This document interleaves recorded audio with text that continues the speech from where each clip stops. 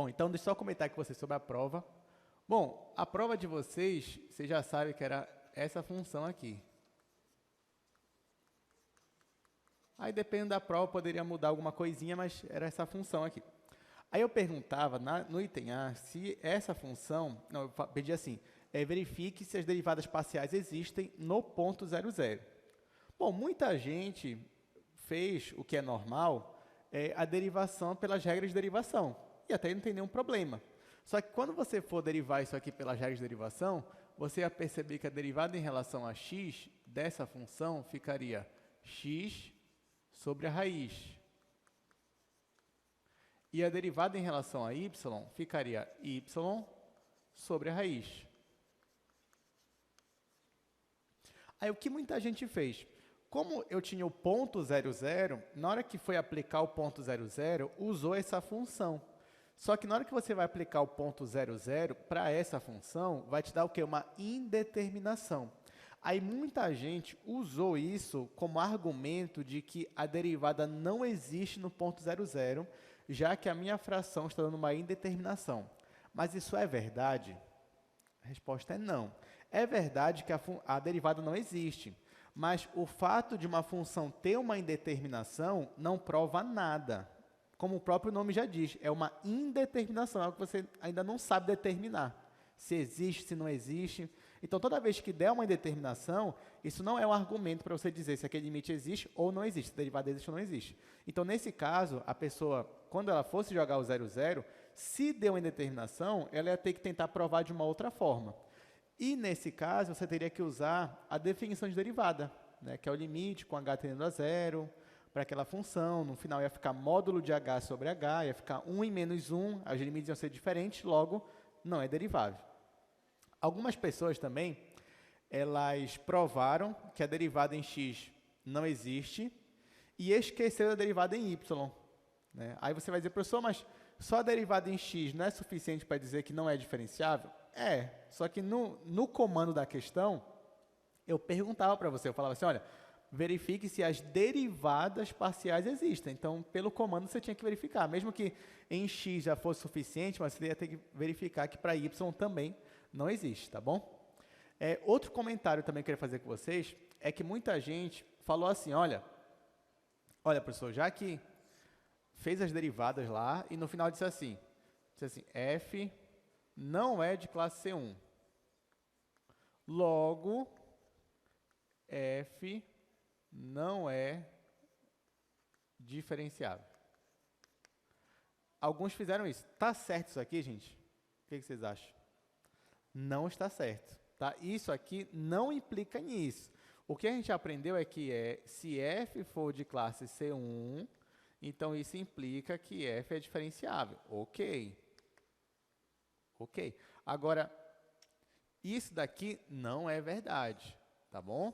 O que seria verdade era f não é diferenciável, então f não é de classe C1. Mas essa aqui, do jeito que está, não é verdade. Tanto que existem funções que não são de classe C1, mas ainda assim são funções diferenciáveis. Bom, mas é isso, mas assim, de certa forma, creio que a maioria dos alunos assim se deu bem, né, de certa forma, apesar da média cair um pouquinho, mas e também até quem não tirou uma nota tão boa tem tudo para recuperar, né? Você tem ainda a terceira avaliação pela frente e vão ser 4 provas. E a gente vai tentar principalmente fazer questões de aplicação para vocês, já que agora as aplicações vão ser muito mais frequentes, começando com a aula de hoje. Na verdade, começando com a aula passada, né, que está falando de direção de maior taxa ali de crescimento. E hoje nós vamos falar de outro assunto também que é importantíssimo e que tem várias aplicações, porque hoje a gente vai falar sobre extremos de funções. Então, vou aproveitar que eu já estou aqui no quadro, vou fazer aqui uns comentários brevemente. Então, olha só, gente, vamos relembrar um pouquinho o que são extremos, né, quando eu falo de uma função. Lá em cálculo 1, você já viu várias coisas sobre isso. Por exemplo, lá no cálculo 1, se você tinha uma função assim, por exemplo, né, você tem uma função desse tipo aqui, você tem um gráfico dela. Por vários motivos, é importante você querer saber se existe algum valor no domínio para o qual a minha função ela assume o valor máximo. né, que seria, digamos, o topo da minha função, ou o vale da minha função. Então, nesse caso aqui, ó, por esse gráfico, eu percebo que esse ponto bem aqui seria um ponto de máximo para a minha função, já que para qualquer outro valor, para qualquer outro valor no domínio, a minha imagem ia ser menor que esse pontinho aqui. Então, lá em cálculo 1, você chamaria isso aqui de quê? De um máximo, de um ponto de máximo. Aí lá você discute se é máximo global, se é máximo local. Mas nesse caso aqui, ó, como ele é o ponto de máximo para todo o domínio da função, você chamaria isso aqui de máximo global. Só que tem esse pontinho aqui também, ó. Esse ponto, ele não é o máximo global, mas ele é o máximo local. Você tinha esse pontinho bem aqui, que não é o mínimo global, mas é o mínimo local. Então, isso aqui é procurar extremos de funções. Você olhar, analisar o gráfico da sua função e tentar achar ali pontos que são pontos de mínimo ou pontos de máximo, ou pontos de inflexão também, porque isso ia lhe ajudar posteriormente para construir gráficos de funções. Em cálculo 2, não vai mudar muita coisa a ideia. Claro, vai mudar um pouquinho, né, como é que você vai procurar esses pontos, mas ainda assim a ideia é a mesma. Então, o que são extremos para a gente agora no cálculo 2? Bom, extremos ainda são pontos que você vai ter ali um máximo ou um mínimo, ou que não é máximo nem mínimo, né? Mas aí, nesse caso, vai ter outro nome, não vai ser ponto de inflexão. Mas, por enquanto, vamos pensar só em máximo e mínimo, né? Então, em cálculo 2, você trabalha principalmente com funções de duas variáveis. Funções de duas variáveis também, né, dependendo do gráfico, podem ter máximos e mínimos. Por exemplo, digamos que você tem um gráfico assim, esse gráfico aqui, ó, famoso, né? Ou seja, você tem um cone, que agora você já conhece ele muito bem. Então, digamos que você tem um cone, vou jogar ele para cá. Digamos que o início dele é bem aqui, né? E não está na origem, mas ele está bem aqui. E no caso, por exemplo, para esse cone, você percebe claramente, pela imagem da função, que ele tem um extremo. E nesse caso, o extremo aqui do cone é um ponto de mínimo. E nesse caso é um mínimo global. Então, a ideia aqui é a mesma. É claro que, assim como no cálculo 1 também, existiam funções que não tinham máximos e mínimos. Por exemplo, lá em cálculo 1, você poderia ter uma função, pensa numa função bem simples, uma função que é uma reta. É uma reta, que é uma reta crescente, né? Nesse caso, você não tem nenhum ponto que você pode chamar ele de máximo ou mínimo, nem global e nem local. Em cálculo 2 também você vai encontrar funções que também podem não ter nem o máximo, nem o mínimo, nem global, nem local. Você pode pensar no plano, por exemplo. Você pensa no gráfico de um plano nesse sentido aqui, por exemplo, e ele também não vai precisar nenhum ponto de máximo ou de mínimo. Enfim, então agora você já percebeu que a ideia é a mesma. Esses pontos de máximo e mínimo são o que nós vamos chamar de extremos, e a partir de agora eu vou começar a definir algumas coisas com vocês. Eu vou definir o que é um ponto de máximo global, o que é um ponto de máximo local, eu vou dar alguns exemplos, a gente vai ver o que é um ponto crítico, e principalmente como encontrar esses pontos para uma função qualquer. Tá? Então, esse é o nosso objetivo hoje. E é claro que isso tem várias aplicações, porque assim, no seu dia a dia você sempre quer otimizar o seu tempo, né? Você quer o lucro máximo de alguma coisa, você quer chegar em algum local no mínimo, consumindo o mínimo de tempo possível, consumindo o mínimo de energia possível. Toda hora você fala mínimo e máximo, mínimo e máximo. Então, isso aí tem digamos, um leque de opções para você aplicar.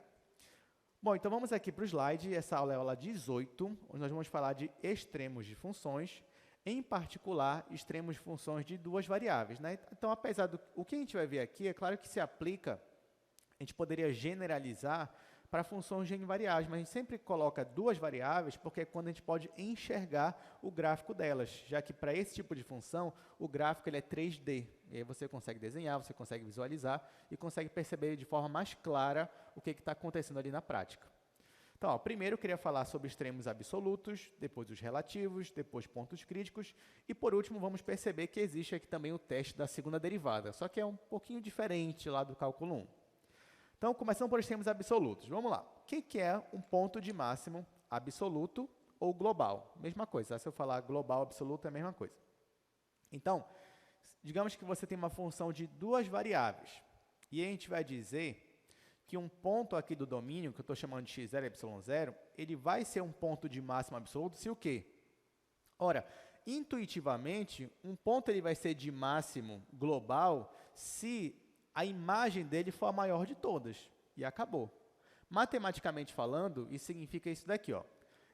Ele vai ser um ponto de máximo global se f de xy for menor ou igual que f de x0, y0. Ou seja, quando você aplica esse pontinho aqui na sua função, ele assume o maior valor possível para a sua função. Então, para qualquer outro valor no domínio da função, sempre vai ser menor ou igual que o valor para esse pontinho aqui. Agora, tem uma diferença que você já viu lá no cálculo 1, né? Existe uma diferença de eu falar assim, olha, qual é o ponto de máximo global? Se eu te pergunto qual é o ponto de máximo, geralmente eu vou estar me referindo ao meu pontinho aqui do domínio, ó.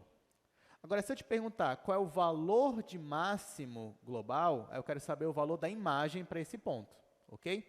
Então, por exemplo, pode ser que o valor máximo da sua função seja 30. Exemplo, digamos que tem uma função que é o lucro. Aí, nesse caso, o lucro máximo é 30. Aí eu te perguntar, mas em qual momento ele atinge esse lucro máximo? Então, olha, o que eu estou te perguntando é em qual ponto ele atinge esse lucro máximo. Ah, ele atinge esse ponto máximo em, sei lá, em 2 semanas com 5 funcionários. Enfim, estou dando um exemplo aqui qualquer. Então, aí eu estou te perguntando o ponto onde atinge o valor máximo. Se eu te perguntasse o valor máximo, aí sim era o valor da imagem. Então, é só para você ficar de olho nessa diferença. Voltando para cá. Então, da mesma forma, eu conseguiria classificar, por exemplo, o que é um valor mínimo absoluto. E aí, o valor mínimo é quando o valor da imagem é menor ou igual do que a imagem de qualquer outro ponto no domínio da minha função. Exemplos. Por exemplo, você tem essa função aqui, ó, f de xy é igual a 3 menos x² menos y². Para essa função aqui, será que eu tenho algum ponto, né, de máximo global? E nesse caso é sim. Né? Por quê? Bom, vamos aqui para o quadro rapidamente, só para analisar essa função. Eu tenho aqui. Aliás, para ser mais didático, eu vou trabalhar com essa função aqui primeiro, ó. x² mais y². Gente, eu te pergunto, essa função aqui, ela consegue atingir algum valor negativo? O que você acha? Não. Porque eu tenho x² mais y². Não consegue. Ela consegue assumir um valor neutro, zero? Sim. Quando é que ela vai conseguir atingir esse valor? No 0, 0. Tá? Para qualquer outro valor de 0, 0, ela vai ser zero? Não. Então, você percebe, ó, que essa função aqui, o valor dela é sempre maior ou igual que zero. Então, zero é o valor mínimo global. Valor mínimo global. E onde é que ele atinge esse valor mínimo global? No ponto 0, 0. Tá? Então, nesse caso, coincidiu mais ou menos, né? Porque o valor mínimo é o zero e o ponto é o próprio 0, 0. Mas nem sempre vai ser assim. Então, da mesma forma, ó, aquela outra função que a gente tem lá, que a gente tem no slide, é essa daqui. F de xy igual a 3 menos x² menos y². É a função que está lá no slide. Então, isso aqui eu poderia transformar em 3 menos x² mais y². Ou seja, eu só fiz colocar aqui o menos em evidência. Então, perceba que essa segunda parcela aqui, ó, a gente vai analisar ela. Dentro desse parêntese, eu já sei que só pode sair daqui, ó, valores não negativos, maiores ou iguais que zero. Porém, eu tenho um menos na frente. Então, esse menos vai inverter a minha situação. Então, na verdade, essa segunda parcela aqui todinha, ela sempre vai ser menor ou igual que zero. Então, para qualquer valor que você colocar aqui de x e y, ou vai zerar, ou vai diminuir desse valor aqui. Então, qual é o maior valor que essa função pode atingir? É o próprio 3. Então, 3 é o valor máximo global. Quando é que eu atingo esse valor máximo global? Em qual ponto? No ponto 0, 0. Né? Porque somente no ponto 0, 0 é que isso aqui vai zerar e eu só vou ter o número 3 aqui. Para qualquer outro ponto, isso daqui já vai dar um valor diferente de zero e eu vou ter que diminuir 3 menos esse valor. Aí já vai ser um valor menor. Tudo bem? Bem simples, né? Pelo menos essa parte aqui. Tá, mas o resto é simples também. Então, vamos continuar aqui mais um exemplo. Ó, como eu falei, esse exemplo aqui é interessante porque ó, essa função g de xy igual a 2x mais 3y, isso aí é um gráfico do quê, gente? Que figura geométrica é isso daí? Vocês saberiam me dizer? Você pode chamar o g de z. Chama o g de z. E aí já dá para saber o que é, o que dá essa função aí? O que ela é? Dá não? Chama isso aqui de g, ou chama isso aqui, g já é, né? Chama isso aqui de z, você vai ficar com z menos 2, ou então coloca o z para lá, vai ficar 2x mais 3y menos z igual a 0. Isso aqui tem cara de alguma coisa, né? Que a gente já viu aqui em sala. É a equação do quê? De um plano. Se você tiver dúvida, você pode fazer todos aqueles argumentos para construir o gráfico de uma função. Você zera o x, você vai perceber que vai ser um plano, ou uma reta, desculpa. Se você zera o y, você vai ver que também vai ficar uma reta aqui em x. Quando você for construir as curvas de nível, você vai ver que vão ser retas também. E construindo isso, você percebe claramente que é um plano. Só que no caso do plano, ele não vai ter um valor máximo e nem mínimo. Então, nesse caso, é uma função que não tem máximo e nem mínimo absoluto. Então, é possível você ter funções assim. Né? Na verdade, funções que são sempre crescentes ou sempre decrescentes, acontece essa situação. Bom, agora que já ficou claro, né? Acho que a gente já pode ir para extremos relativos, que é o nosso objetivo principal aqui da aula de hoje. Então, às vezes, você tem uma função que você não consegue achar um ponto, né, de máximo global para ela. Mas, localmente, você pensa, mas se eu fosse restringir a minha função somente a uma parte dela, aí você teria um ponto de máximo ou mínimo. Então, esses são extremos relativos, quando você relativiza ali a vizinhança daquele ponto. Então, vamos para cá para o slide. Então, o que muda aqui na definição de extremo relativo? Então, vamos lá. O ponto ele vai ser de máximo relativo se a imagem naquele ponto for maior ou igual que f de xy para todo o domínio da função? Não necessariamente para todo o domínio, mas desde que haja aqui um subconjunto que faz parte do meu domínio e nesse subconjunto isso aqui acontece. Isso aqui não é qualquer subconjunto, na verdade eu estou supondo, eu vou considerar aquele ponto como sendo o centro de uma bola aberta, de raio R. Então, se você pegar só a vizinhança daquele ponto, você pega aquele ponto como centro, e você pega uma bola aberta, de raio positivo no caso, e para aquela bola aberta, você tem que isso aqui acontece, então você tem um valor de máximo relativo. Da mesma forma, se você pegar esse ponto como o centro de uma bola aberta e acontecer só que aí na equação inversa, então o que você vai ter é um ponto de mínimo relativo. Gente, por que é importante eu estudar extremos relativos? Porque, por exemplo, lá no cálculo 1, você tinha o teste da primeira derivada, você tinha o teste da segunda derivada. Esses testes, se você lembrar bem, eles serviam para você encontrar pontos de máximo e mínimo globais? Sim ou não? Não. Lá em cálculo 1, você usava os testes para encontrar pontos de máximo e mínimo relativos. Porque os nossos teoremas que nós temos aqui é para achar pontos de máximo e mínimo relativos. É claro que depois que você acha os relativos, você pode analisar o gráfico da função, você pode usar um outro argumento para tentar achar os globais. Mas o importante é que esses relativos, pontos locais de máximo ou mínimo, eles já nos dão informações importantes. E dependendo do problema, eu já posso generalizar para o máximo global, para o problema de otimização, que a gente vai fazer em aulas posteriores. Mas eu só quero dizer para vocês que esses teoremas que a gente vai ver aqui são para achar extremos relativos. Por isso que é importante você entender essa pequena diferença entre o global e o local. Então, voltando para cá. Então, aqui eu posso dar uma definição agora geral, que eu já até comentei com vocês. Então, os pontos de máximo e mínimo, sendo globais ou locais de uma função, são chamados de extremos da função. Então, quando eu falo de extremo, pode ser tanto um quanto o outro. E aí, agora tem o primeiro teorema, que é um dos teoremas principais aqui para a gente, que, na verdade, também é uma versão ali do que você já viu em cálculo 1. Então, olha só. Considere uma função de duas variáveis, e olha o que diz o teorema. Se f tem um máximo ou um mínimo local em um ponto, e as derivadas de primeira ordem existem nesse ponto, então, com certeza, as derivadas de primeira ordem são nulas para esse ponto. Né? Uma coisa que parecida você já tinha lá no cálculo 1 também. Deixa eu ir aqui para o primeiro quadro, só para comentar sobre isso com vocês.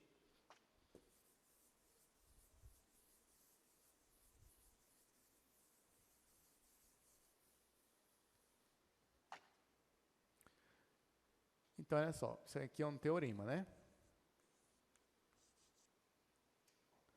Teorema. Digamos que f, eu vou logo, assim, eu não vou colocar exatamente o que está lá, mas eu já vou colocar f é de classe 1, só porque eu quero que as funções existam, né? As minhas derivadas de primeira ordem, elas existam. Por isso que eu quero logo colocar aqui f de classe 1. Ou diferenciável também poderia colocar. Tá, mas o que diz lá? Que se as derivadas de primeira ordem existem e x0, y0 é extremo local, isso implica que as derivadas de primeira ordem neste ponto x0, y0, elas são iguais a zero, as duas. Ou seja, se você tem um ponto ou de máximo ou de mínimo, não precisa ser global, pode ser só local, e as derivadas de primeira ordem existem, então você já pode afirmar que elas são iguais a zero. Agora eu te pergunto, e se eu disser, se eu ainda não tenho que um ponto é de máximo ou mínimo local, mas eu já sei que as derivadas são iguais a zero, eu já posso afirmar que esse ponto é de máximo ou mínimo local? O que vocês acham? Não necessariamente, tá? Não necessariamente. Então, aqui só me diz que se eu já sei que um ponto é de extremo local, então, com certeza, as derivadas existem e são iguais a zero. Desculpa. Se eu sei que um ponto é de extremo local e eu já sei que as derivadas existem, então essas derivadas elas são iguais a zero nesse ponto. É isso que o teorema me diz. A volta eu não tenho. Porém, esse teorema me diz o quê? Que é necessário, para um extremo local, que as derivadas sejam iguais a zero. Talvez não seja suficiente, mas é necessário. Por isso que depois, quando eu começar a procurar os extremos locais, quem vão ser meus candidatos? Quando as derivadas são nulas. Vão ser um dos meus candidatos para eu ver se são extremos locais. Bom, gente, aqui eu não vou demonstrar para vocês, porém, né, eu só vou comentar aqui, vou fazer um breve comentário sobre essa demonstração. Né? Por que isso acontece? Olha só. Ele já me diz que isso daqui é um extremo local. Então, vamos fixar, por exemplo, ó, fixando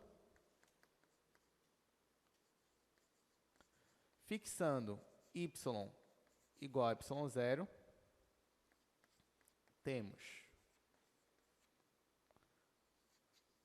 Olha só, se eu fixo o meu y em y0, eu posso definir uma nova função g, que só depende de x, e g vai ser f de x, y0.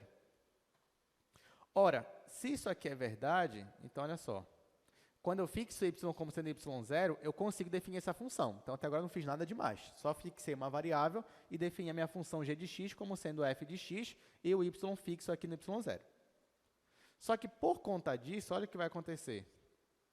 Então, se eu pego e escolho para x o x0, eu vou ter aqui, ó, x0 vai ser igual a f de x0 e y0.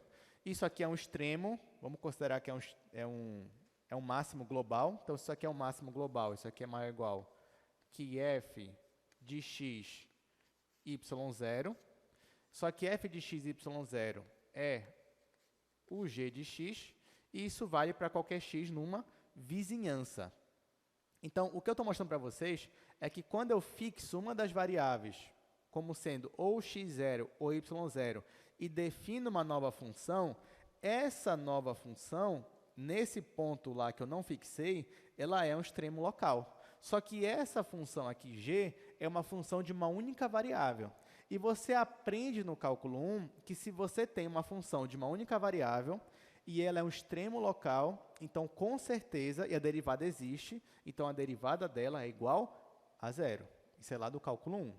Então, isso daqui significa que o g' de x0 é igual a zero. Mas, por definição, quem é o g' de x0? Ou seja, eu fixei ali o meu y. Por definição, isso aqui é justamente a minha derivada parcial de f em relação a x nesse ponto x0, y0.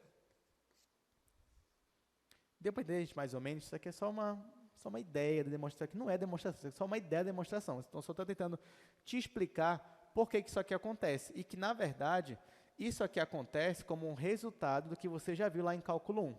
Então, pronto. Então, você já sabe. Se você tem uma função, ela é derivável em um ponto. Esse ponto, você já sabe que ele é um extremo local. Então, você já pode afirmar, por esse teorema, que, com certeza, nesse extremo local, as derivadas elas são iguais a zero. E pronto. Então, a gente vai usar esse teorema futuramente junto com outros resultados. Então, isso aqui é só uma ideia aí de como você demonstra. Então, continuando aqui no nosso slide, a gente tem aqui essa observação interessante, ó, que é uma consequência do teorema.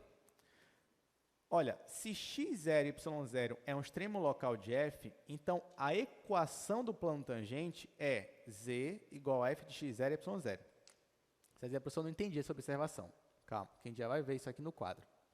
Mas essa observação é interessante e vai nos ajudar geometricamente também.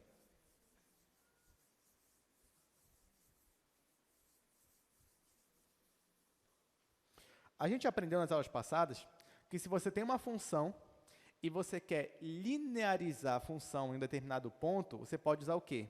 A função do plano tangente. Como é a função do plano tangente? É essa função aqui, ó, L de xy é igual a f de xy mais a derivada em relação a x, e aqui você vai ter x menos x0, bora considerar logo um ponto aqui, x0, y0, x0, y0, x0, y0, mais derivada em relação a y, aplicada no ponto, vezes y, menos y0. Tá? Então, isso aqui é só como você lineariza uma função. Essa aqui é a equação do plano tangente em determinado ponto. Ok. Só que, digamos que x0 e y0 é um extremo local. Tá? Então, ó, x0, vamos supor aqui que x0, y0 é um extremo local. Se é um extremo local e as derivadas parciais existem, então, pelo teorema que a gente acabou de ver, pelo teorema, as derivadas parciais em relação a x aplicado nesse ponto e em relação a y aplicado no mesmo ponto são iguais a zero. Ora, se as derivadas são iguais a zero, como é que vai ficar aqui meu plano tangente? Ó? Esse daqui, vai acontecer o que com ele? Vai zerar. Então, isso aqui vai zerar. Isso daqui também vai zerar. E aí só vai sobrar isso daqui. Então, ó, a minha equação aqui, desculpa, aqui é xy mesmo, né? Já que depende de xy. A minha equação aqui, ela vai ser igual a f de x0, y0. Só que f de x0, y0 é uma constante.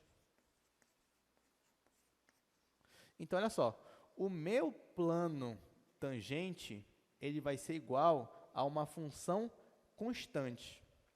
Quando o meu plano é uma constante, como é que ele fica lá no gráfico dele? Como é que vocês acham? Muito bem, para qualquer ponto do meu domínio, ele vai ter sempre a mesma imagem, né? Então, ele é um plano paralelo ao plano XY. Né? Então, ele está ali paradinho de maneira... É um plano, digamos, horizontal. Ele não está inclinado, ele não está crescendo nem decrescendo em nenhum sentido. Ele está ali sempre parado, sempre naquele mesmo valor. Então, isso é interessante, gente, porque isso lembra o cálculo 1. Porque lá no cálculo 1, quando você tinha um extremo de uma função, olha só, você tinha um gráfico de uma função. Sei lá, sua função era isso aqui. Aí, bem aqui, você tinha um extremo. Como era a equação da reta tangente aqui? Era uma reta horizontal, né? Vocês lembram? Ó, era uma reta horizontal. Se fosse o mínimo, a mesma coisa, era uma reta horizontal. Né? Quando você faria lá a equação da reta tangente, ia dar uma constante. A mesma coisa aqui no cálculo 2. Se você tem, né, um extremo local, as derivadas são iguais a zero, então o plano tangente ele é constante.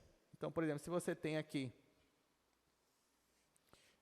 em cálculo 2, uma função já assim, e você tem um pontinho bem aqui você vai ter um plano, só que esse plano aqui, ó, ele é horizontal ao plano XY. Então, o que acontecia aqui no cálculo 1 vai acontecer no cálculo 2. Você vai ter um ponto de extremo, se as derivadas parciais existem, porque o plano tangente está ali ó, de maneira horizontal ao plano xy. Tudo bem? Então, beleza. Então, aqui só para a gente fazer as comparações. Bom, aqui eu também no slide trouxe mais imagens. Né? Então, por exemplo, nessa imagem que vai aparecer para vocês, se você tem um gráfico de uma função e você percebe que esse ponto aqui, ó, ele é um ponto de máximo, nesse caso é até global. Então, ó, o plano tangente está bem aqui e todo o gráfico da minha função está abaixo dele. Do contrário, se ele fosse ponto de mínimo, então você faria aqui o plano tangente está paralelo ao plano xy, e toda a tua função está acima do plano. Ou seja, nesse caso aqui você tem até um ponto de mínimo global. Tudo bem até aqui? Tudo tranquilo? Está dando para comparar cálculo 1? Beleza, então vamos continuar. Olha só, mostre que o ponto 0 e 1 não é um extremo relativo dessa função. Então, a gente vai mostrar que não é, tá bom? Então, vamos só anotar aqui a minha função do exercício.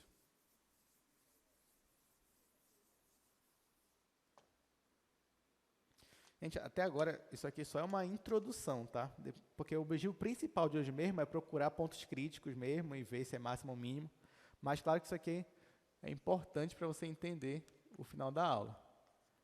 Exercício 1. Eu tenho essa função f de xy igual 2x² mais y². Aí eu quero mostrar que o ponto 0, 1 não é extremo. Então, vamos fazer aqui essa questão. Olha só, eu quero mostrar que esse ponto 0, 1, ele não é extremo. Como é que eu vou mostrar isso? Bom, essa função aqui, perceba que ela é de classe C1. Ela é um polinômio, é classe C infinito, essa função. Então, eu já sei que as derivadas parciais dela existem. Então, para eu mostrar que isso aqui não é um extremo local, eu vou começar pelas derivadas parciais. Eu vou derivar parcialmente isso daqui. Então, venho aqui, ó, vou derivar f em relação a x, e se eu faço isso, vai dar 4x. Depois eu derivo f em relação a y, e isso aqui vai me dar 2y. Aí, ó, quando eu aplico a derivada parcial de f em relação a x nesse ponto, 0, 1, isso aqui vai dar 0. Só que quando eu aplico esse mesmo ponto na derivada parcial em relação a y, note que agora o y é igual a 1, então eu vou colocar 2 vezes 1, isso aqui vai dar 2. Então, nesse caso, apesar da derivada parcial em relação a x deu 0, mas a de y não deu 0. Então, pelo teorema, já por conta disso daqui, eu posso afirmar que esse ponto ele não é um extremo local. Então, perceba que eu estou usando a negação do teorema. Então, porque ele diz lá, se é extremo, então as derivadas são iguais a 0. Qual é a negação? Se as derivadas não são iguais a 0, então ele não é um extremo. Tá bom? É isso que eu estou fazendo. Então, aqui, logo, isso implica, aqui eu estou usando o teorema, né? Então, 0, 1 não é extremo. Gente, aí digamos que eu fiz aqui e desse 0 aqui também. Aí eu poderia afirmar que era extremo? Não. Aí eu não poderia afirmar nada. Vai ficar uma coisa inconclusiva. Por enquanto, né? Mas depois a gente vai descobrir como é que faz para saber. Tá? Então, aqui eu só mesmo mostrei que não é. Vamos continuar aqui. Agora, a gente vai partir para o terceiro tópico de hoje. E a gente vai falar sobre pontos críticos. E aí eu vou generalizar um pouquinho mais essa ideia, tá bom? Para depois a gente conseguir procurar os extremos de uma função. Então, ó, definição. Considere f definido em um aberto, ou seja, uma função de duas variáveis. Dizemos que x0 e y0 é um ponto crítico de f se o gradiente for igual ao meu vetor 0, 0. Professor, está certo isso? É o que a gente estava falando até aqui? É a mesma coisa. Então, o que eu estava dizendo para vocês antes, né? Que toda vez que você tem um extremo local, as derivadas parciais são iguais a 0. Mas dizer que as derivadas parciais são iguais a 0 é a mesma coisa que dizer que o gradiente é igual ao vetor 0, 0. Porque o que é o gradiente? Não é a derivada parcial em relação a x, a derivada parcial em relação a y? Então, é a mesma coisa. Até aqui não mudou nada. Então, a única novidade é essa daqui, ó. Eu vou considerar um ponto crítico de f se isso aqui acontecer ou se uma das derivadas parciais não existir, tá? Então, se você tiver uma das derivadas parciais não existindo e a outra foi igual a zero, ou ambas não existindo, você também pode considerar isso um ponto crítico. Um exemplo clássico, que eu já até cheguei a desenhar hoje aqui, é o do cone. Né? Se você reparar, ó, o cone caiu na prova de vocês, né? Você tem aqui o cone invertido. Lá na origem, você tem um ponto de mínimo global, se você tiver o cone invertido. Mas nessa origem, as derivadas parciais existem? Não. Mas, justamente, por não existir, é um ponto crítico. E por ser ponto crítico, é um candidato a um ponto de máximo ou mínimo. E nesse caso é o mínimo não só local, mas global. Tudo bem? Então, para a gente, ponto crítico é isso. Apesar de que na nossa aula, a maioria dos exercícios que a gente vai resolver é de funções que, assim, são deriváveis. Então, na maioria dos casos, para a gente, o ponto crítico vai ser só isso daqui mesmo, tá bom? Mas não estou negando a existência desses outros pontos críticos aqui. Bom, então agora vamos ver o seguinte, ó, determine os pontos críticos das funções abaixo. Bom, porque agora que você já sabe o que é um ponto crítico, agora você sabe procurar ponto crítico. O que vai ser o ponto crítico? Quando as derivadas parciais naquele ponto forem iguais a zero ou as derivadas parciais não existem, né? Não existir. Tá, então a gente vai fazer isso aqui no quadro, fazer lá no primeiro quadro. A gente vai fazer com calma cada questão dessa.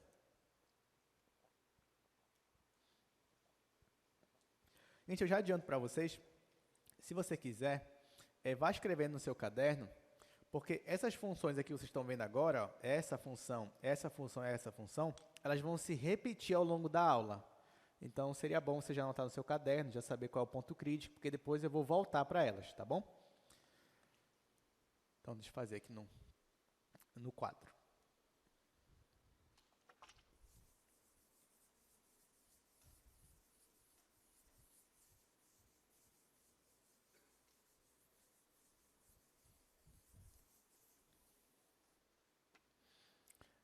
Tá, então agora ele quer que eu ache os pontos críticos, começando com o item A, que é a função f de xy igual a y² menos x². Eu não lembro se é x² menos y². Deixa eu só voltar no slide, apesar de que tanto faz, né? Ia dar o mesmo resultado. Deixa eu só voltar no slide só para ver. Ah, não, tá certo, já tinha acertado. Ok, então vamos lá.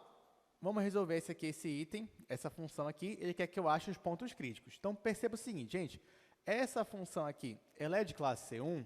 Sim ou não? Sim.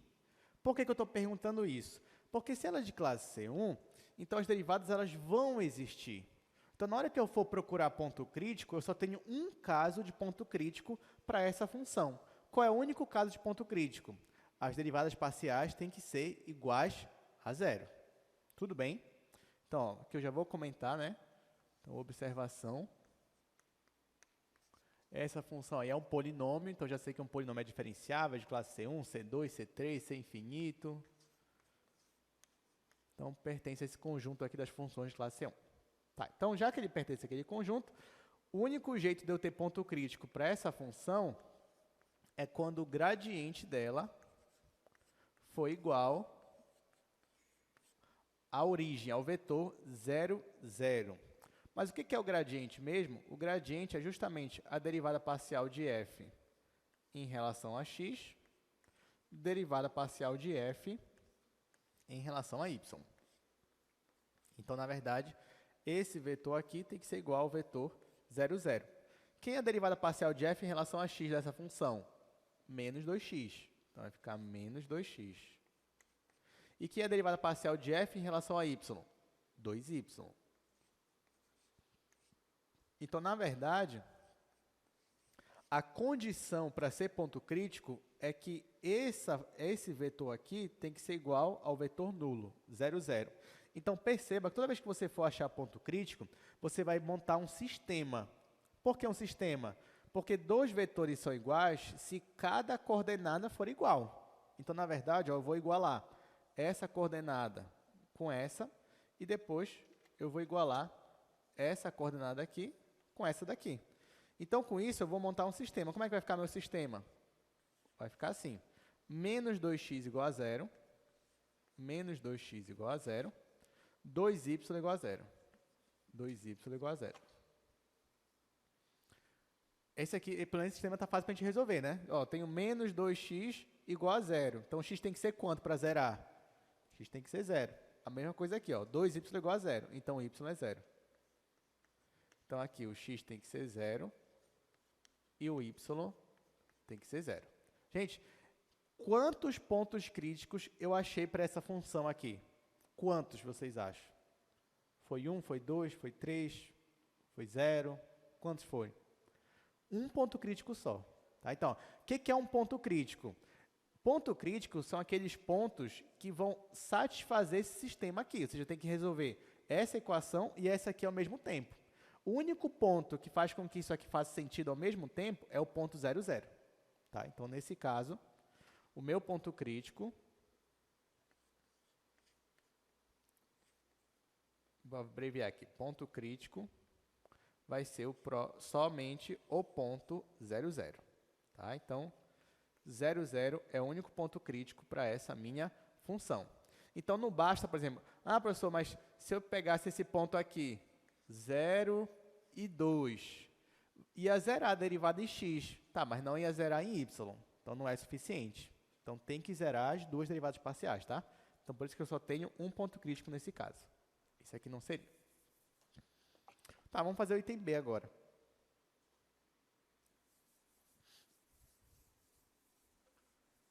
Aí vocês vão perceber que é a mesma coisa, né? O raciocínio é o mesmo, só que em cada questão você vai ter um sistema diferente para você resolver. Então, aqui nesse assunto, você vai ter que relembrar essa parte de solução de sistema, tá, gente? Tá, vamos voltar só para ver aqui o item B do slide. Só para a gente ver como é que é a função g que aparece lá no nosso slide. Tá aí, ó, 2x² mais y² menos 2xy mais x menos y. Pronto, vamos fazer agora essa questão. Mais uma vez, eu quero achar ponto crítico. Mais uma vez, você percebe que essa função g, ela é uma função de classe C1. Então, não adianta eu procurar ponto crítico de derivada que não existe, porque as derivadas existem em todo o domínio da minha função. Então, de novo, o único caso que eu vou ter de ponto crítico é quando o gradiente for igual ao vetor 0, 0. E só. Então, ó, mais uma vez, eu vou ter que pegar o gradiente da minha função e igualar a 0, 0. Quem é o gradiente? Vamos lá. Eu vou derivar g em relação a x. Aqui vai ficar 4x. 4x. Aqui vai zerar. Aqui vai ficar menos 2y. Menos 2y. E aqui vai ficar 1. E aqui vai zerar. Então, aqui vai ficar mais 1. Pronto. Essa aqui é a derivada em relação a x. Vou derivar em relação a y. Aqui vai zerar. Aqui vai ficar 2y. 2y. Aqui vai ficar menos 2x. E aqui vai ficar menos 1. Então, esse vetor aqui, que é o vetor gradiente, tem que ser igual a 0, 0. Então, agora eu vou montar o meu sistema. Como é que vai ficar meu sistema? Isso tudo aqui tem que ser igual a 0. E isso tudo aqui tem que ser igual a 0. Então, vamos montar aqui para cima. Então, vou deixar assim, 4x menos 2y mais 1 tem que ser igual a 0. Bom, isso aqui é um sistema, então, na hora que eu for colocar isso para cá, vou colocar x embaixo de x e y embaixo de y. Então, aqui vai ficar menos 2x mais 2y menos 1 igual a 0. Então, você tem um sistema para resolver. Você tem duas equações, você tem duas incógnitas. Né? Nesse caso, o sistema ele é possível e determinado. E aí, a gente vai tentar achar esse ponto aqui. Bom, aqui tem vários métodos de você fazer, né? Então, eu vou fazer logo o método da soma. O que é o método da soma? Eu vou somar logo essas duas equações aqui. Por que eu escolhi o método da soma? Porque eu já percebi que esse daqui vai anular com esse. Eu já elimino uma incógnita. Então, na hora que eu venho somar, vou somar o de cima com o de baixo. Menos 2y mais 2y vão se cancelar. Aqui, 4x mais menos 2x. Então, vai ficar menos, né? 4x menos 2 é 2x positivo. Mais 1 com menos 1 também vão se cancelar. E aí só sobrou 2x igual a 0. Então, x igual a 0. Né?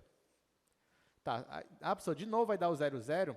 Não sei. Vou ter que substituir. Agora que eu sei que x igual a 0, eu vou substituir ele numa das equações aqui, substituindo a de baixo.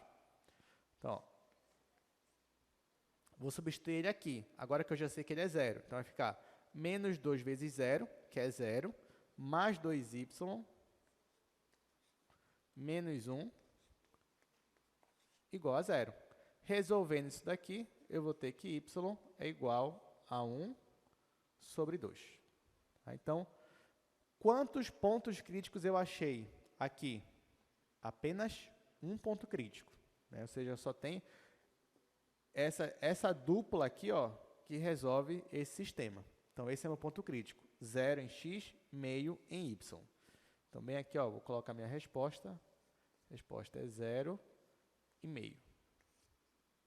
Guarda essa informação aqui, porque como eu falei, depois a gente vai voltar para essa função. Aí, aqui eu já demonstrei que o ponto crítico é esse, aí depois eu não vou demonstrar de novo, tá? Mas a gente vai usar isso daqui. Vamos para o último item agora desse exercício, última função, que é o exercício 3. É a letra C, né?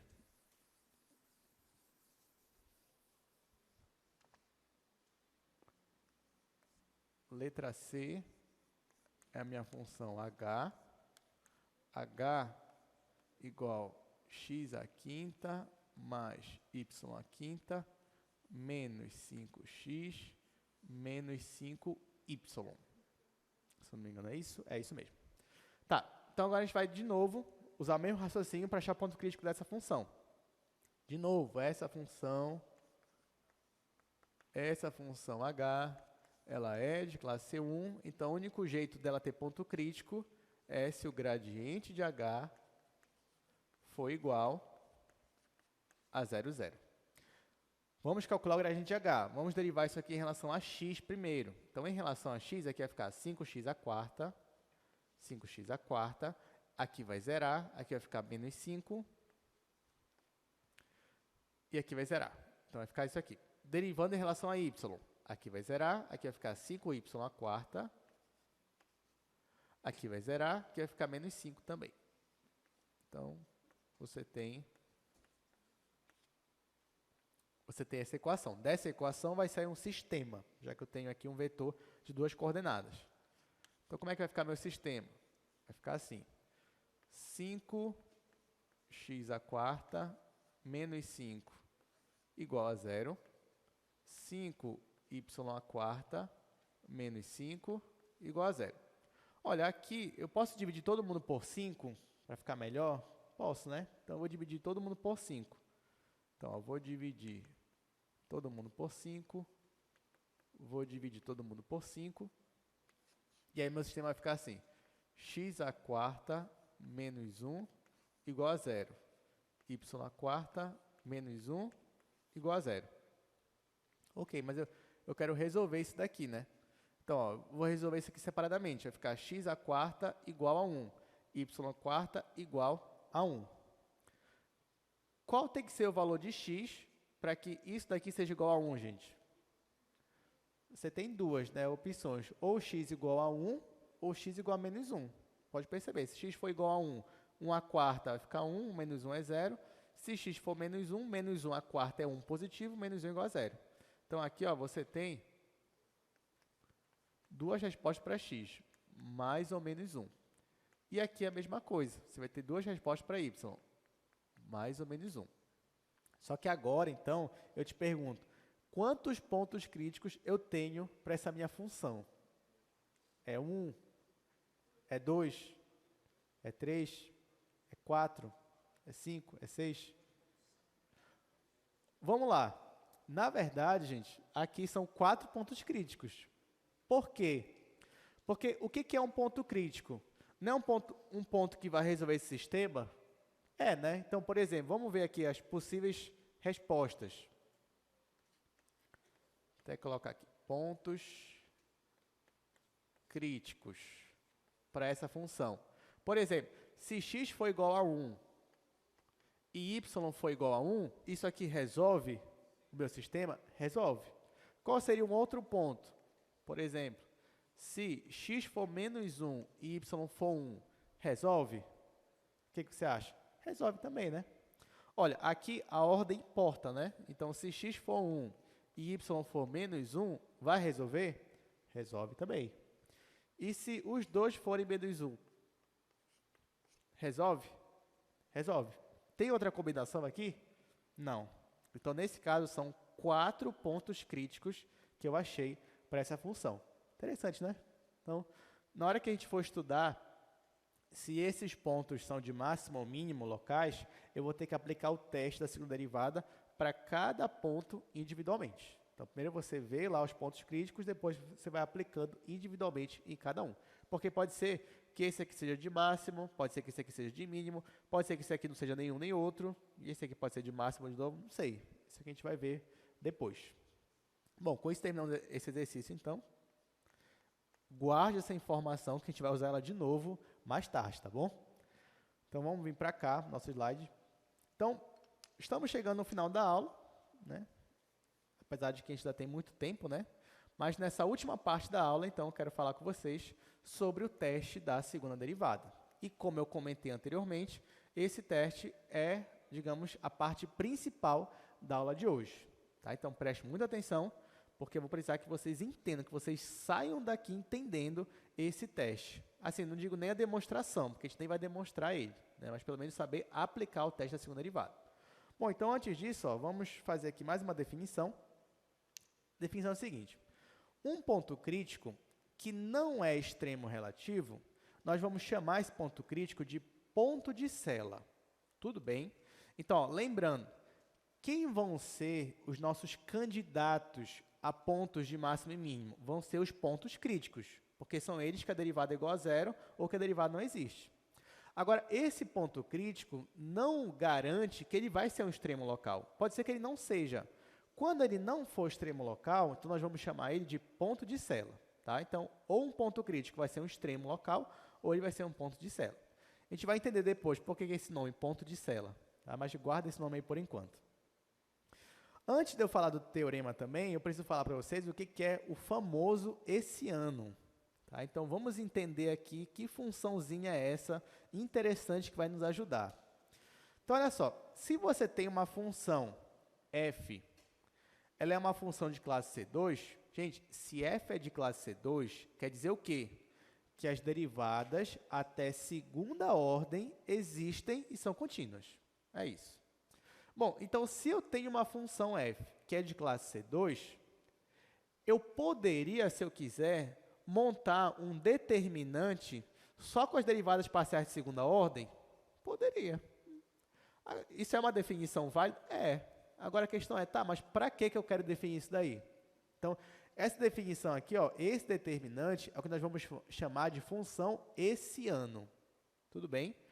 Claro que se eu estou definindo isso é porque tem alguma relevância. A gente já vai entender por que tem uma relevância. Mas, por enquanto, entenda que o hessiano nada mais é do que o determinante das derivadas parciais de uma matriz 2 por 2, onde a matriz 2 por 2 você encontra as derivadas parciais de segunda ordem da sua função f. Tá bom? Então, para você calcular o hessiano, você precisa primeiro de uma função. Então, eu vou te dar uma função. A função f é a função x² mais y. Você tendo uma função em mãos, você consegue calcular as derivadas de segunda ordem dela. E se você tendo as derivadas de segunda ordem, aí sim você consegue calcular o hessiano, que seria esse determinante aqui, ó, esse bem aqui. Ó, é interessante porque, como f é de classe C2, então eu posso aplicar o teorema de Schwartz, que diz o quê? Que se as derivadas lá são contínuas, então você pode dizer que as derivadas mistas são iguais. Então, às vezes, você não precisa nem calcular 4 derivadas, só 3 mesmo. Você vai calcular essa, que é a mesma dessa, e depois você vai calcular essa daqui. Tudo bem? Então, pronto, para a gente treinar um pouquinho, né, vamos só determinar o hessiano para essa função, que é a função que a gente acabou de ver aqui, ó, só que agora a gente vai calcular o hessiano para ela. Bom, vou fazer aqui no primeiro quadro.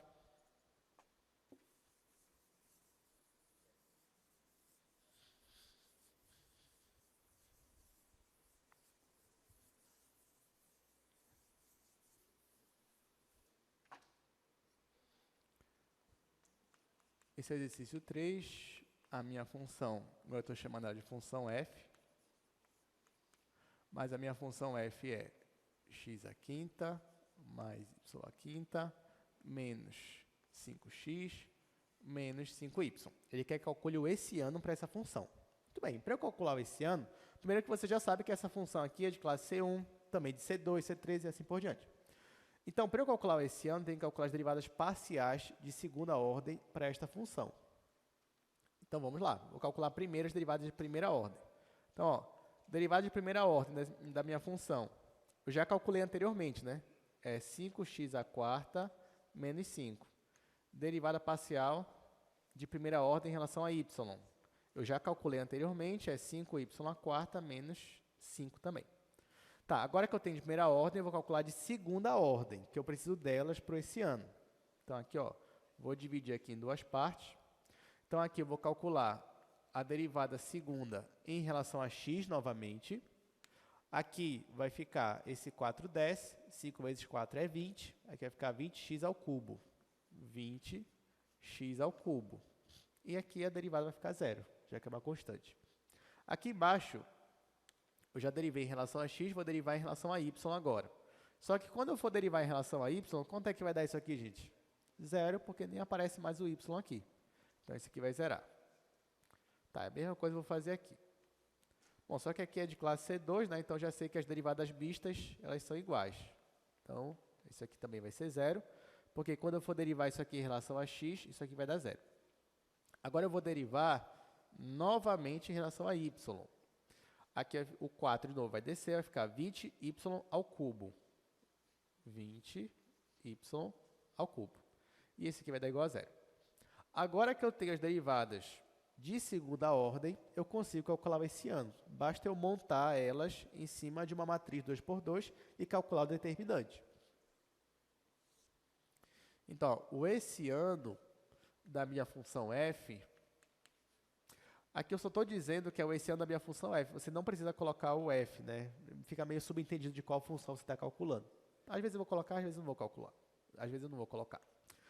Então, vamos lá. Como é o determinante? Aqui, derivada parcial em relação a x de segunda ordem. Tá? Aqui vai ficar 20. Aliás, deixa eu só primeiro fazer como é a matriz. Aqui, a derivada segunda em relação a x.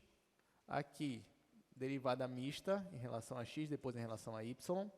Aqui, derivada em relação a y, depois em relação a x. Aqui você já percebe que o x, no caso, é a linha, né? O y seria a coluna. Então, aqui você está na primeira linha, primeira coluna. Aqui você está na primeira linha, segunda coluna. Aqui você está na segunda linha e você está na primeira coluna. E aqui você está na segunda linha e na segunda coluna. No caso, o primeiro que aparece aqui seria a linha, o segundo aqui seria a coluna. Tá, agora que eu montei aqui o meu determinante, deixa eu dizer quem é quem aqui, né? Então, esse daqui eu já calculei, eu vou tirar os valores daqui. Então, vai ficar 20x ao cubo. Aqui é zero, aqui é zero, e aqui é 20y ao cubo. Bom, então, para calcular isso daqui, vamos multiplicar esse vezes esse. 20 vezes 20 é 400, vai ficar 400, x ao cubo, y ao cubo, né? Já que eu vou multiplicar isso com esse. E quando eu for multiplicar aqui, vai dar zero. Então, esse daqui já é o meu esse ano. Então, perceba, ó, a função esse ano, ela também é uma função de duas variáveis. Okay? Então, ó, dependendo do ponto que você for analisar, o esse ano ele vai te dar um valor diferente, nesse caso aqui.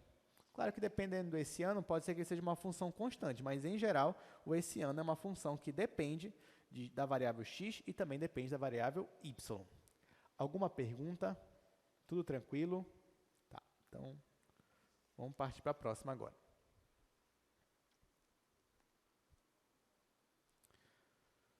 Bom, então agora finalmente vamos chegar no nosso teste da segunda derivada. Então agora você já tem todas as definições, todos os resultados, você está pronto, você está pronta para finalmente pegar uma função e achar os pontos críticos dela e depois ver se esses pontos críticos são de máximo, são de mínimo, são ponto de cela e tudo mais. Então, o teorema, gente, é esse daqui que vai aparecer para vocês agora no slide. Então, preste muita atenção que esse é o teorema principal da aula de hoje. Então, a gente vai analisar aqui o nosso teorema. E vamos ver aqui o que diz as hipóteses e os resultados. Então, olha só. esse teorema aí, que é o nosso famoso teste da segunda derivada, ele vai dizer o seguinte: digamos que você tem uma função de classe C2 e você já tem um ponto crítico dela. Tá? Então, o primeiro passo, você tem uma função, você vai achar os pontos críticos dela. Achou o ponto crítico, agora tu quer saber se ele é de máximo ou de mínimo. Então, como é que tu vai fazer? Tu vai pegar esse ponto crítico e jogar primeiro no essiano da tua função, ok? Então, o primeiro passo, você vai pegar o ponto crítico e jogar no essiano da tua função. Se o essiano ele for positivo, der um valor positivo, e a segunda derivada em relação a x também for positiva, então, nesse caso, esse ponto aqui é um ponto de mínimo local. Se o essiano for positivo e a segunda derivada em relação a x for negativa, então, você pode afirmar que esse ponto é um ponto de máximo local. Se o essiano for negativo, você nem precisa usar a segunda derivada de x, porque se ele for negativo, você já afirma que esse ponto aqui é um ponto de Cella. Tá? Então, por isso que você começa com essiano. Se o essiano for positivo, você já pode afirmar, bom, se ele é positivo, então é um extremo, ou é máximo ou é mínimo. Se ele for negativo, então não é um extremo, é um ponto de Cella. Tá faltando alguma situação aí? O que vocês acham? Se ele for igual a zero. Só isso se o essiano for igual a zero. Aí, ó, nada se pode afirmar. Tá? Então, se o essiano for zero, quer dizer que não é extremo? Não. Quer dizer que não é ponto de Cella? Não, não quer dizer nada. Pode ser que ele seja de máximo, mínimo. Só diz aqui nesse caso, se ele for igual a zero, você não pode afirmar o que é o ponto. Pelo menos não desse jeito aqui, por esse teorema. Aí você vai ter que procurar um outro método para verificar se esse ponto é de máximo ou mínimo ou não. Tá bom?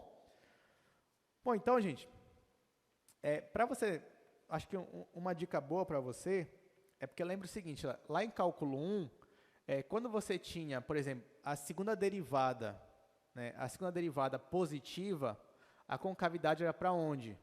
Para cima, né? E aí o seu ponto era de quê? Era de mínimo. Se você tinha a segunda derivada negativa, a concavidade era para onde? Para baixo. E o ponto era de quê? De máximo. Então, você pode lembrar disso na hora que você for analisar a segunda derivada em relação a x, tá bom? Então, ó, a segunda derivada em relação a x, bem aqui no teorema, ó, se ela for positiva, então você pode afirmar que é um mínimo. Se ela for negativa, você pode afirmar que ela é um máximo. Só não vá confundir com o essiano, porque o essiano ele só vai te dizer se é um extremo ou se é ponto de Cella. Só isso que ele vai te dizer. Então, se ele for negativo, é ponto de Cella. Se ele for positivo, ele é um extremo. Aí sim que você vai partir para a segunda derivada de f. Ok?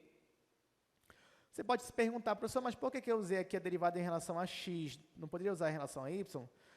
Na hora que se você for analisar a demonstração do teorema, e tem lá no Stuart, ele monta a demonstração de modo que aqui você usa a segunda derivada em relação a x. Mas claro que ele poderia montar também a demonstração em torno de y. Mas, digamos, de uma forma convencional, a gente usa a mesma derivada em relação a x, tá bom? Vamos agora resolver aqui os exercícios. Determine caso existam os extremos relativos das funções abaixo. Então, nós temos aqui, ó, as três funções, que são as funções que a gente já trabalhou. Agora, a gente vai estudar, finalmente, se os pontos críticos delas são pontos de máximo ou mínimo, ou de Cella, ou algo inconclusivo, né? Isso que a gente vai verificar.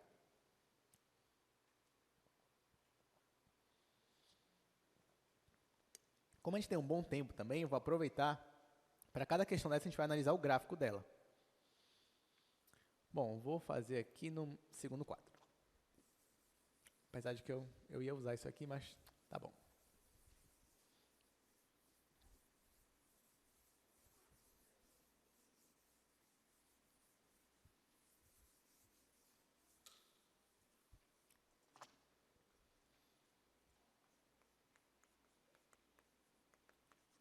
Letra A, f de xy é igual a y ao quadrado menos x ao quadrado. Vamos resolver essa questão agora. Gente, aqui eu vou fazer um passo a passo, até para você não se perder na hora da prova. Então, numa questão que você quer achar um extremo relativo, a primeira coisa que você vai fazer é achar ponto crítico. Então, o primeiro passo, aqui, ó, vou colocar aqui, primeiro passo, você vai procurar ponto crítico. ou os pontos críticos, né? Pode ter mais de um. Tá, e como é que você procura ponto crítico? Você pega, nesse caso é uma função de classe C1, então a única possibilidade aqui é o gradiente da minha função ser igual ao 0, 0.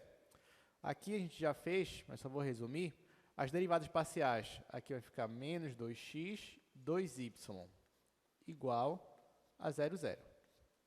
E a gente já achou o ponto crítico, mas o único ponto crítico que eu tenho aqui para esse caso é o próprio 0, 0. Então, a gente já achou a resolução do sistema x igual a 0, y igual a 0. Então, o único ponto crítico que eu tenho aqui é o próprio 0, 0. Tá? Então, ponto crítico, eu só tenho um. Quem é o ponto crítico? É o 0, 0. Segundo passo. Claro, isso aqui eu fiz rápido porque a gente já fez anteriormente. Segundo passo. Olha, da feita que você achou o ponto crítico, o segundo passo é o hessiano. Bom, tem gente que, já aqui no primeiro passo, assim, tem gente que no primeiro passo já faz assim, calcula as derivadas até segunda ordem. Pode ser também, é uma questão didática. Então, se você quiser, professor, antes de eu achar ponto crítico, eu quero logo saber todas as derivadas parciais de segunda ordem. Pode fazer, sem problema nenhum. Mas aqui eu vou colocar junto com esse ano. Então, segundo passo, esse ano. Para eu calcular esse ano, eu tenho que calcular as derivadas parciais de segunda ordem. E aqui eu vou fazer, então, derivada segunda em relação a x. A primeira está aqui, ó, é menos 2x. Quando derivar de novo em relação a x, vai ficar menos 2. Então, aqui é menos 2. Depois, eu vou fazer uma derivada mista. Derivei em relação a x, vou derivar em relação a y. Quando eu venho para cá, ó, é menos 2x, derivo em relação a y, vai zerar. Então, isso aqui é zero. Como a função é de classe C2, as derivadas mistas são iguais. Então, aqui é zero também. E, por último, derivada segunda em relação a y. Eu venho para cá, ó, quando eu for derivar pela segunda vez em relação a y, aqui vai ficar 2. Agora que eu tenho aqui as derivadas de segunda ordem, então agora eu consigo calcular o meu hessiano. Então, o meu hessiano vai ser o determinante dessa matriz aqui. Aqui vai ser o menos 2, aqui vai ser o 0, aqui vai ser o 0 e aqui vai ser 2. Aqui ficou fácil, né? Porque aqui eu só tenho constante, menos 2 vezes 2 é menos 4. E para cá vai dar 0. Então, perceba que nesse caso, o hessiano, ele me deu uma função constante, que não tem problema nenhum. Então, quer dizer que para todo ponto que eu for jogar aqui, sempre vai me dar esse valor. Terceiro e último passo é o teste da segunda derivada. Então, como nesse caso vai ser rápido, eu já vou colocar ele aqui embaixo. Então, ó, terceiro e último passo vai ser o teste da segunda derivada.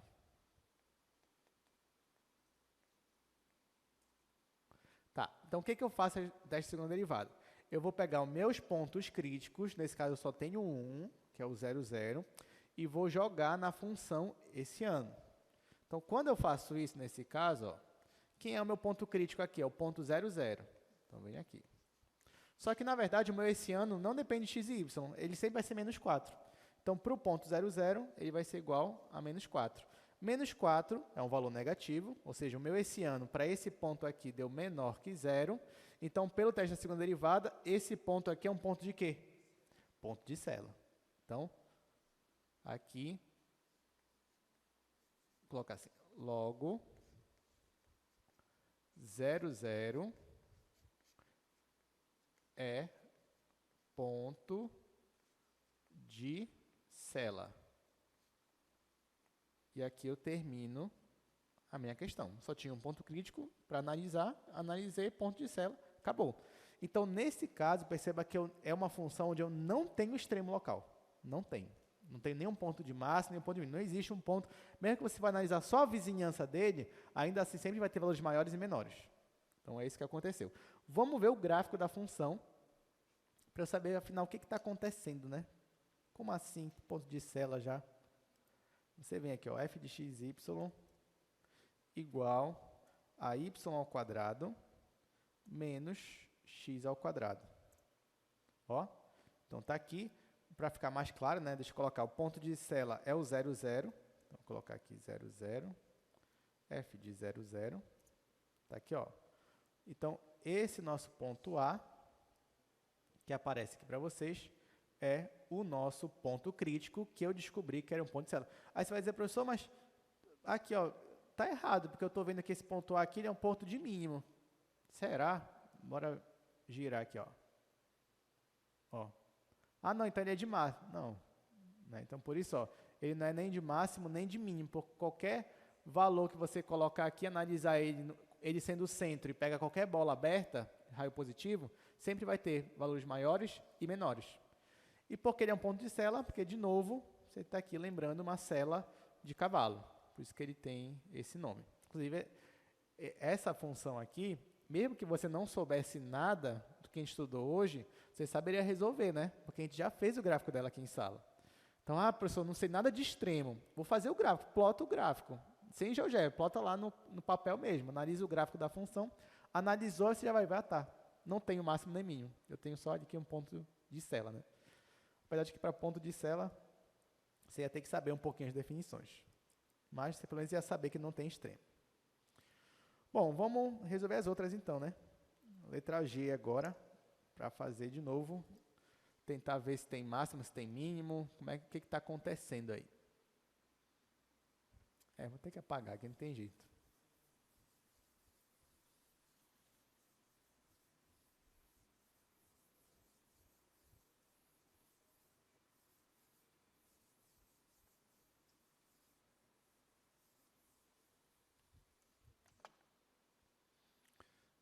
Letra B. Ainda é a mesma função que a gente viu anteriormente, que é 2, e eu já esqueci o resto. Deixa eu ver aqui, x². Gente, agora minha memória é curta. Menos 2xy mais x menos y. Pronto, vamos lá. Por isso que eu gosto da matemática, né? Porque na matemática você não tem que decorar as coisas, só tem que saber as demonstrações. Né? Para aquele pessoal que não tem boa memória, faz matemática, melhor coisa. Sai demonstrando e pronto. Então tá aqui, ó, essa é nossa função g. E de novo a gente quer saber se ela tem máximo, se tem mínimo, enfim, passo a passo que você já conhece, né? Então, ó, o primeiro passo, já vou colocar aqui como sendo ponto crítico. Nessa função de que é de classe C1, a única condição aqui é que o gradiente dela seja igual a 0, 0. Claro, isso implica, tá, eu já vou colocar aqui as respostas, que o x tem que ser igual a 0 e o y tem que ser igual a quanto? Vocês lembram? Meio. Muito bem, tem que ser igual a meio. Se bem que para calcular esse ano eu vou ter que saber a primeira derivada, né? Então, tem que calcular de novo a primeira derivada aqui. Não adiantou tentar abreviar isso aqui, não. Então, vamos lá. Vamos calcular a derivada de primeira ordem. Em relação a x, aqui vai ficar 4x. Aqui vai zerar, aqui vai ficar menos 2y. E vai ficar mais 1. Em relação a y, 2y. Ali, menos 2x. Menos 1. Isso aqui tem que ser igual a 0, 0. Pronto. Tá, agora que eu coloquei os derivados parciais, agora sim, né? Você já sabe que a resposta para esse sistema aqui é uma só. E é x igual a 0, y igual a meio. Ou seja, o único ponto que nós achamos aqui, ponto crítico, é o ponto 0 e meio. Então, é ele que nós vamos analisar mais tarde. Mas para isso tem que calcular o esse ano. Então, segunda parte.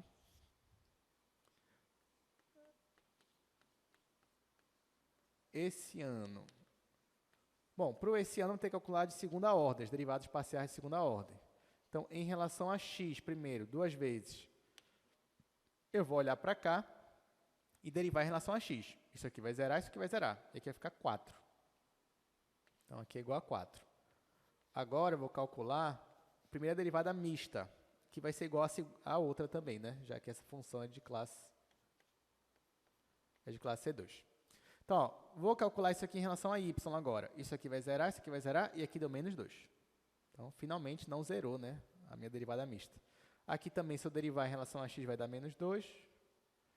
Por último, derivando agora em relação a y duas vezes, olho para cá, derivo em relação a y, vai ficar 2. Tendo esses resultados aqui, eu consigo calcular o essiano. O essiano vai ser o determinante da minha matriz 2 por 2. Aí eu só coloco os valores aqui. Aqui é 4, ali é menos 2, aqui é menos 2 e ali é 2. Ó, perceba que vai dar uma constante de novo, né? Vai ficar ó, 4 vezes 2, 8. Deixa eu fazer devagar que eu tenho espaço. 8 menos. Aqui, ó, menos 2 vezes menos 2 é 4 positivo, né? Só que tem esse menos daqui. Então, no final, o meu essiano deu igual a 4, né? Deu igual a 4. E, nesse caso, o essiano, de novo, me deu uma constante. Nem sempre vai ser assim, tá, gente? Mas, nesse caso, me deu uma constante.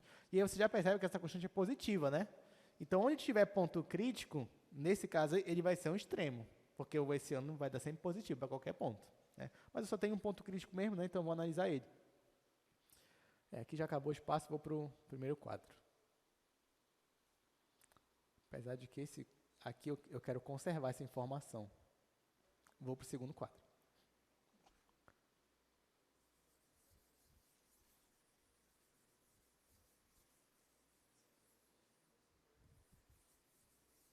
Bom, só falta uma coisa agora, né? Que é o teste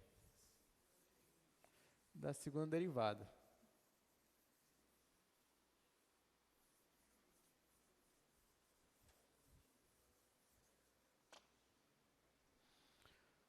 Terceira e última parte. É o teste. Tá, teste da segunda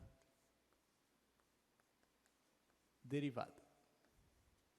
Bom, o que eu faço então? Eu pego o ponto crítico, nesse caso só tem um, e jogo nesse ano.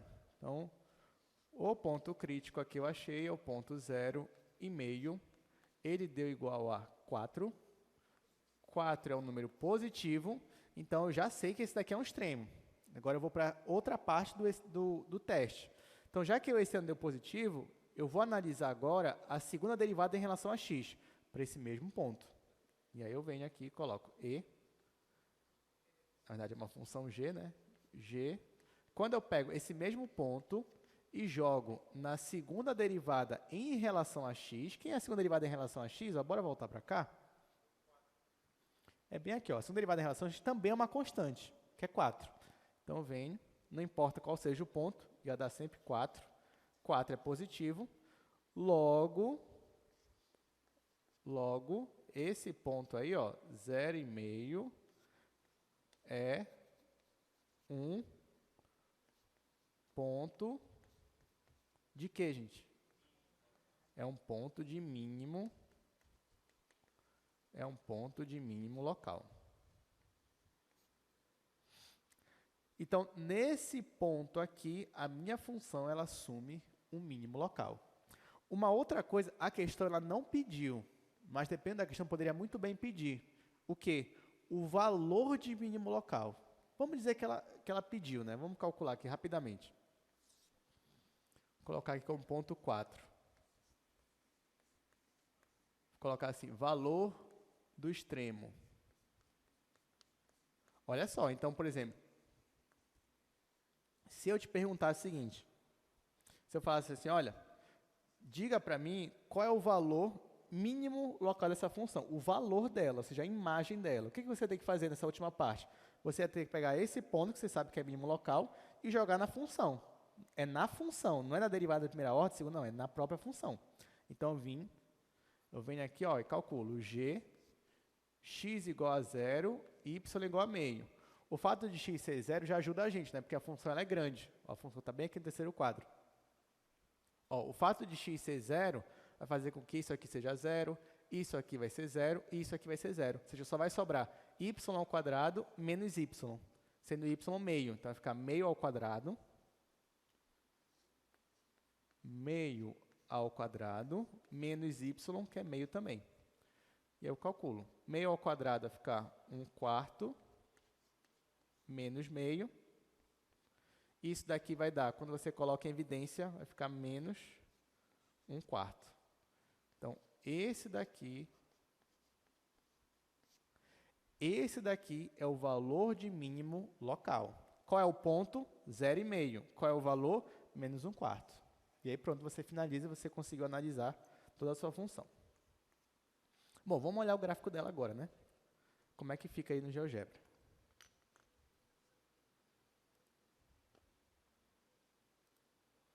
Bom, então agora a minha função ela é a seguinte, 2x ao quadrado mais y ao quadrado, opa, esqueci o mais aqui, mais y ao quadrado, menos 2xy, mais x menos y. Opa, então nós temos, ó, nós temos um paraboloide, né? Só que em forma de elipse, na verdade. E aqui eu vou colocar o nosso pontinho aqui, é o ponto 0, meio, vou colocar aqui 1/2, e aqui também 1/2. Pronto. Então, ó, bem aqui, o ponto A, bem aqui, ó, você tem um mínimo local, como a gente já suspeitava. E, na verdade, para esse caso aqui, você já tem o quê? Um mínimo global. Então, se você quiser, você poderia analisar o gráfico ou usar outro raciocínio para verificar que é global. Mas aqui a gente já achou esse ponto A. Inclusive, ó, a imagem dele é menos 0,25, que é a imagem que a gente achou, né, que foi menos 1/4. Então, esse é o menor valor que essa função aqui ela pode atingir. Muito bem. Até aqui tudo certo? Estão gostando? Legal analisar gráfico? Muito bem. Então, para a última agora. Última questão. Letra H. Ou seja, x, que é a função que a gente já viu, né, antes. X à quinta mais y à quinta. Isso daí, que está aparecendo para vocês. Vou apagar aqui.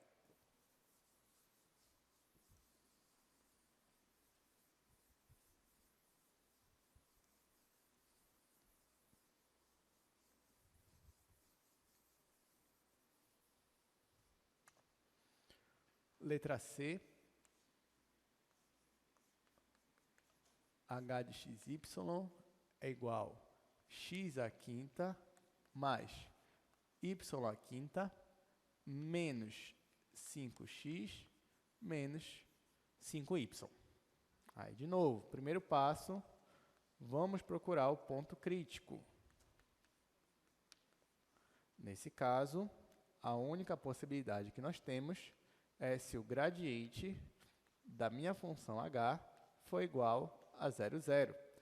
Bom, para eu calcular o gradiente, vou ter que calcular as derivadas parciais. Derivando em relação a x, isso aqui vai ficar 5x à quarta menos 5. Derivando em relação a y, 5y à quarta menos 5 também.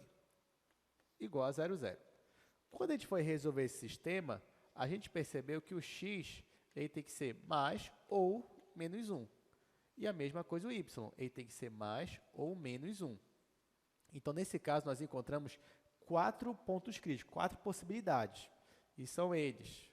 Nós temos o 1 e 1. Nós temos o menos 1 e 1. Nós temos também o 1 e menos 1. E, por último, nós temos o menos 1 e menos 1. Então, foram 4 pontos críticos que a gente achou. Bom, na segunda parte, tem o hessiano, né? Só que o hessiano, ele já está bem aqui, ó. O cálculo dele todinho. Tudo que a gente já fez aqui. Então, o que eu vou aproveitar? Eu só vou aproveitar aqui os resultados e vou colocar lá, para ficar mais organizado. Mas, ó, aqui é a derivada dele, a derivada de segunda ordem, as 4 derivadas, e aqui o hessiano, ó, ele me deu uma função, essa função aqui, 400x ao cubo, y ao cubo. Então, essas informações principais é que eu vou colocar lá, já que já está tudo feito no primeiro quadro.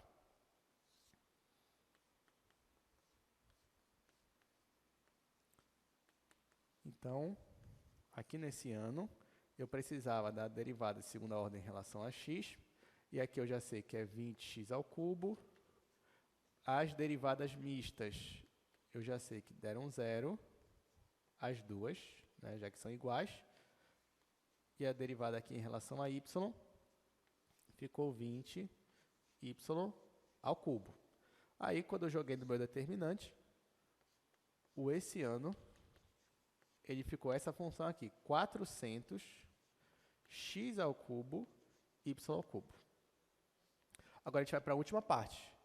Eu vou pegar esses 4 pontos críticos que estão aqui, ó, e vou jogar separadamente cada um deles na minha função esse ano para verificar se é um extremo, se é ponto de célula ou outra coisa. Vou fazer isso aqui no primeiro quadro.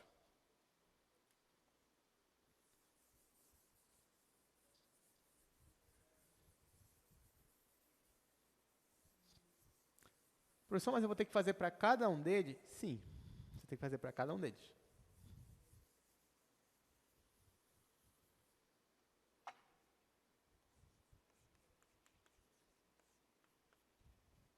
Então, ó, terceira e última parte. Vou aplicar o teste. Teste da segunda derivada. Olha só, gente. Deixa eu colocar aqui que o esse ano é 400 x ao cubo, y ao cubo. Gente, olha só. Se eu jogar o ponto, eu vou começar por esse ponto aqui, ó, menos 1 e 1. O que vai acontecer com a minha função esse ano? Bora olhar para cá. Aqui eu tenho x ao cubo e y ao cubo, né? Então, quando eu colocar menos 1 aqui, vai ficar menos 1. Quando eu colocar 1 positivo aqui, vai ficar 1. Então, vai ficar menos 1 vezes 1, menos 1. Então, vai mudar só o sinal aqui. Vai ficar menos 400. E a mesma coisa vai acontecer se no caso do x eu colocar 1 e do y eu colocar menos 1. Então, vai ser pelo mesmo raciocínio. Aqui vai dar 1, aqui vai dar menos 1, então vai ficar menos 400. Por que eu comecei logo por esses? Porque quando esse ano é negativo, já não tem que fazer mais nada. Isso aqui significa o quê? Que esses pontos são pontos de célula. Então, é isso que eu quero. Ó. Logo, esse ponto, menos 1 e 1, e 1 e menos 1, são pontos de célula. Então, aqui eu já achei 2 pontos de célula. Agora, eu tenho que ver se os outros 2 também são. Tá, então agora eu vou começar pelo ponto 1 e 1. Então, quando eu jogo ponto 1 e 1, você já sabe, aqui vai ser 1, aqui vai ser 1, então vai dar 400. 400 é positivo. Então, esse ponto aqui é um extremo. Falta descobrir do quê? Então, para isso, eu vou ter que jogar esse mesmo ponto na derivada de segunda ordem. Só que a derivada de segunda ordem é quanto? É 20x ao cubo. Deixa eu colocar a informação dela aqui também. A derivada de segunda ordem é 20x ao cubo. Então, na hora que eu for jogar esse ponto aqui, não aparece o y, só aparece o x. E o x é 1, então vai ficar 20 vezes 1, que vai dar 20. Isso aqui é positivo. Então, nesse caso, esse ponto aqui é o quê, gente? É o mínimo local. Então, 1 é mínimo local. Pronto. Agora, só falta analisar o último ponto, né? O último ponto é o ponto menos 1 e 1. Bom, quando x e y é menos 1, os dois, né, que vai ficar menos 1, só que menos 1 com menos 1 é positivo. Então, isso aqui vai ficar positivo ainda. Aqui vai ficar 400. Aí, cuidado, tá, gente? Porque aqui você pode pensar, aqui os dois deram menos 400 e os dois são ponto de célula. Aqui os dois deram 400 positivo, então os dois são de mínimo. Não necessariamente. Sempre faça a segunda parte do teste. Porque nesse caso, ó, quando eu for jogar esse ponto aqui, na segunda derivada, olha o que vai acontecer. A segunda derivada é 20x ao cubo. Não aparece o y, mas aparece o x. E o x é menos 1. Na hora que eu for jogar o menos 1 aqui, vai ficar menos 1. E aqui vai ficar menos 20. Então, aqui ó, vai ficar menos 20, que é negativo. Então, se aqui deu positivo, mas aqui deu negativo. Então, esse ponto é de quê? É máximo local, pelo teste de segunda derivada. Então, menos 1 e menos 1 de novo é máximo local. É máximo local. Bom, por último, para ele não pedir, vamos ver esses valores de máximo e mínimo, né? Bom, para o ponto de cela, eu nem vou ver, porque, enfim, ponto de cela não vai ser máximo nem mínimo local, então, para mim, o que mais me interessa são esses dois aqui. Então, eu vou jogar esses pontos aqui na minha função e vou verificar qual é o valor de máximo local e qual é o valor de mínimo local. Depois, a gente vai ver o gráfico da função e já estamos aqui na reta final.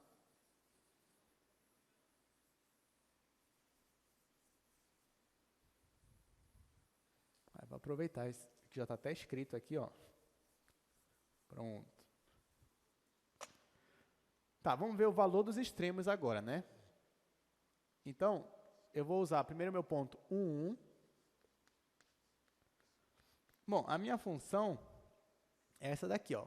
É x à quinta mais y à quinta menos 5x menos... Como é tudo 1, né? Então, aqui vai ficar 1 mais 1 menos 5 menos 5. Aqui vai ser 1... mais 1, menos 5, menos 5. Isso aqui vai dar menos 8. Então, esse daqui é o valor de mínimo local. Agora, a gente vai ver o outro. H, menos 1, né? Tá, quando eu colocar menos 1, aqui vai continuar com menos 1, porque é a quinta. Então, vai ficar menos 1, mas aqui vai ficar positivo. Né? Positivo, positivo. Então, aqui vai ficar menos 1, mais 5 e mais 5. Então, aqui vai ficar igual a 8. Então, esse daqui, ó, só vou escrever, é o valor mínimo local.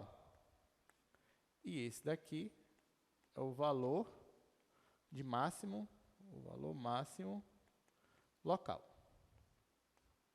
Pronto, vamos analisar agora o gráfico dessa função.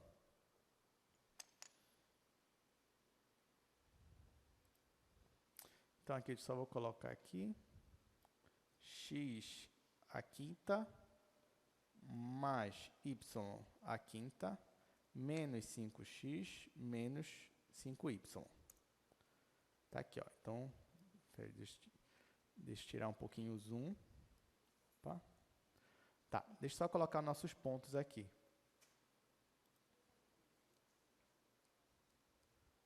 Vou colocar aqui o ponto 1 em 1, principalmente, né?